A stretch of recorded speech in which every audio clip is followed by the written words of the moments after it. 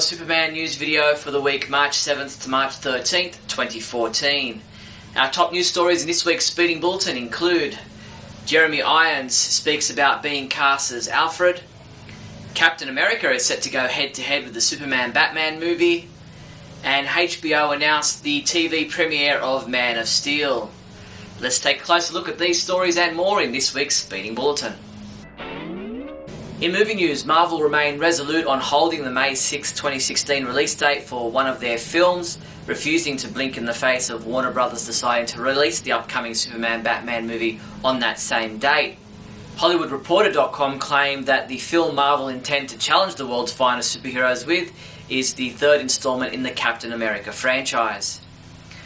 Absolute Radio managed to grab a quick video interview with Jeremy Irons to ask him about being cast to play Alfred in the upcoming Superman-Batman movie. Take a listen. How is your Alfred going to be different from the Alfreds we've seen on screen before? I don't know how my Alfred's going to be. I wait to see. We haven't started work yet. I'm going to be very interested to see. The script isn't entirely finished, so it'll be as much a surprise for me as you, probably. Esquire published an interview they conducted with costume designer Michael Wilkinson at the recent event at the Los Angeles County Museum of Art, where he was a special guest for a Q&A about his designs for Man of Steel. In designing the Man of Steel costumes, Michael said, "We spent lots of time just looking at the 75 years of how the character has been drawn and how he's been portrayed both in film and on TV." Back in January, we reported on the news that filming for the upcoming Superman-Batman movie was set to take place at a location on the former Camp Metamora property off Cayley Road in Flint, Michigan. This week, an NBC TV news report confirms that filming is underway at that location. Owned by the Girl Scouts, the locals say that film crew have set up a house there on the property near the lake. HBO announced that the television premiere of Man of Steel will take place on their network on Saturday, April 5th at 9 p.m. in the USA. HBO also released the following video promo for the premiere. Why am I so different from them? Earth's sun is younger and brighter than Krypton's was. Your cells have drunk in its radiation, strengthening your muscles, your skin, your senses. Earth's gravity is weaker, yet its atmosphere is more nourishing. You've grown stronger here than I ever could have imagined. The only way to know how strong is to keep testing your limits.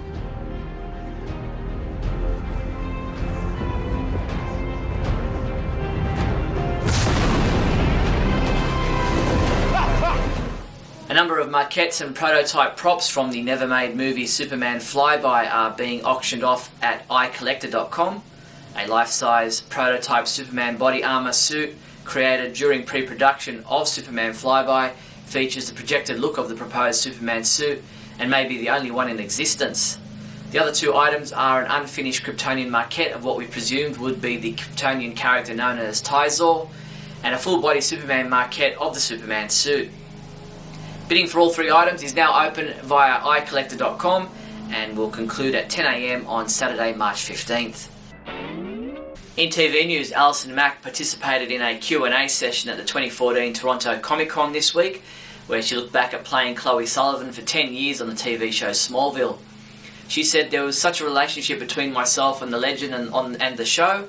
The fact that DC ended up buying my character and my likeness was so cool and crazy." George Reeves would have been 100 this year. He was born George Kiefer Brewer in Woolstock, Iowa, and this year Woolstock is celebrating George's birthday with events from January to June. One particular event is coming up on March 22nd, George Reeves Super Family Day. Full details are available on the website, or check out Facebook group George Reeves 100th Birthday Woolstock, Iowa. In comic book news, Newsarama.com sat down with writer Joe Keating and artist Ming Doyle and Brent Schoonover to talk about the three-part Strange Visitor story which kicked off this week in Chapter 46 of Adventures of Superman.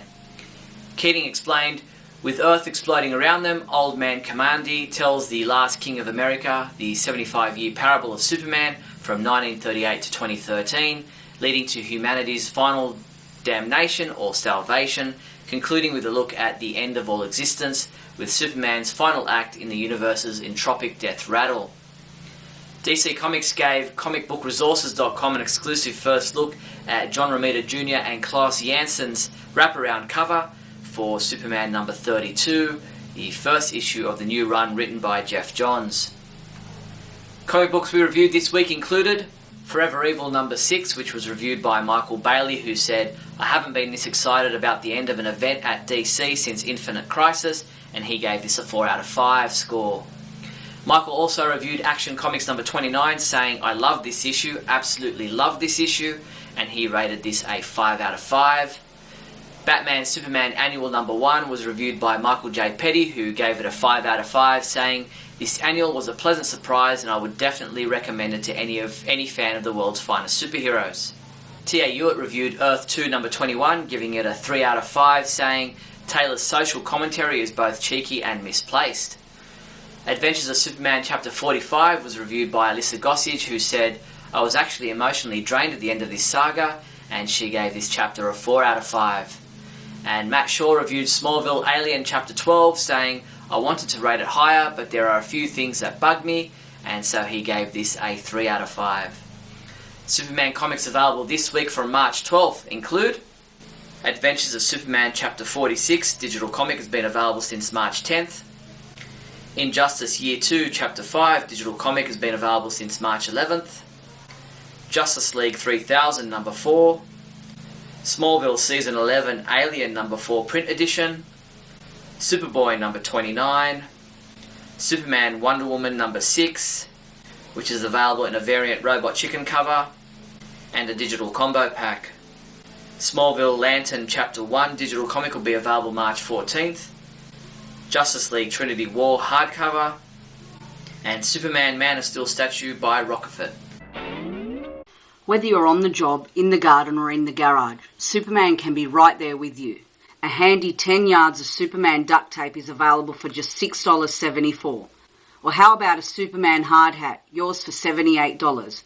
These and other unique Superman items are available from your one-stop Superman shop, the Superman homepage online store at supermanhomepage.com/shop. Now the news, Warner Brothers Interactive Entertainment and DC Entertainment announced that Darkseid has joined the Injustice Gods Among Us roster exclusively for the mobile game. To celebrate the introduction of Darkseid to the Injustice Gods Among Us game, a special challenge event is taking place until March 25th, giving players a chance to compete in a time-sensitive series of battles that, once completed, rewards them with an exclusive gold character card. Download the game from the App Store now. That's all the Superman news there was for the week March 7th to March 13th. Subscribe to our YouTube channel. I'm Steve Younis from supermanhomepage.com. Great Scott. Great Scott. Great Scott.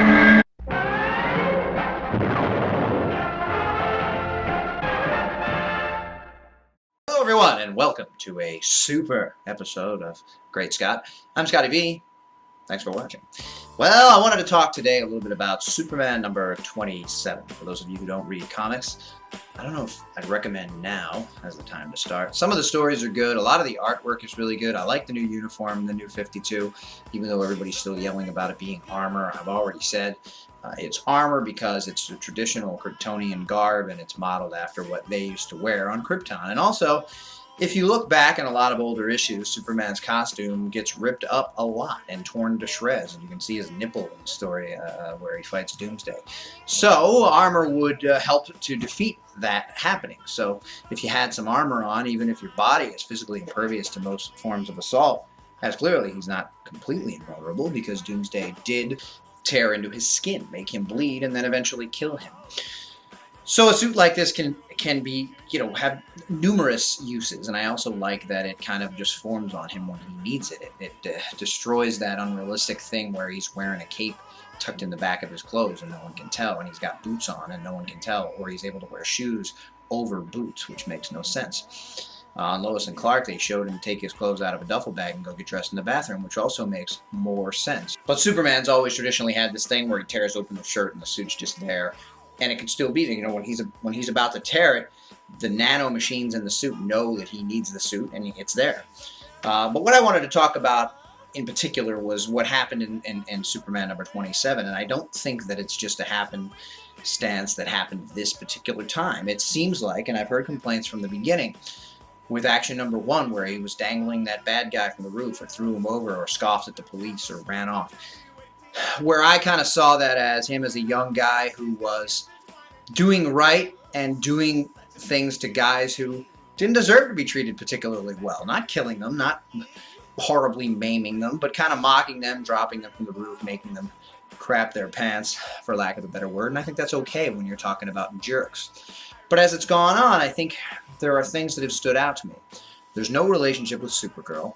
She's a troubled girl who's getting into a lot of troubled situations, and he's nowhere. Now, I know she has her own book, and I know they have to concentrate on the solo starring character, so we can't have a crossover every single month. But Superman should be more a part of her life. And when they do meet up, he doesn't really give her much advice, and she's clearly a character who has grown in a lot of disdain for Superman because he's not there for her, he's not present for her, and he doesn't seem to care. Khan too, he didn't really show any appreciation for the fact that this was a kid trying to grow up in the image of Superman and might need some help.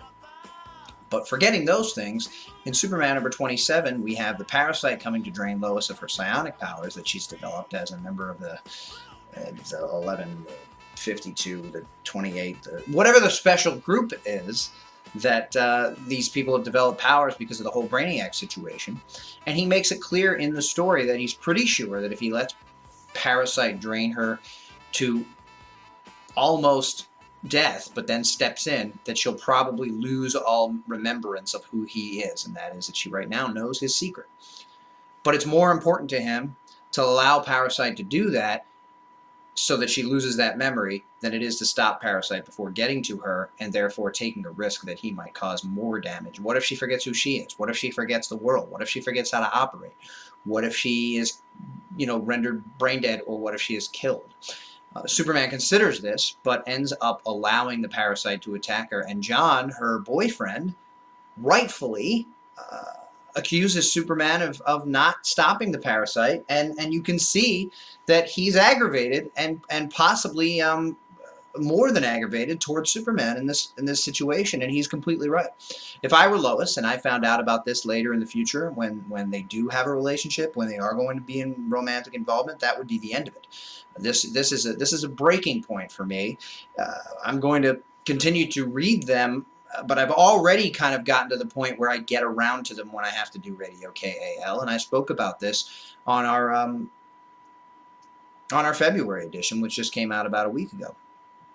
I don't like this at all, and I think this is kind of the new 52 version of Superman. They want him to be more, I don't know, amoral, which is just not a word that I would ever put next to Superman. They want him to be more selfish, which is generally not a word I would associate with Superman.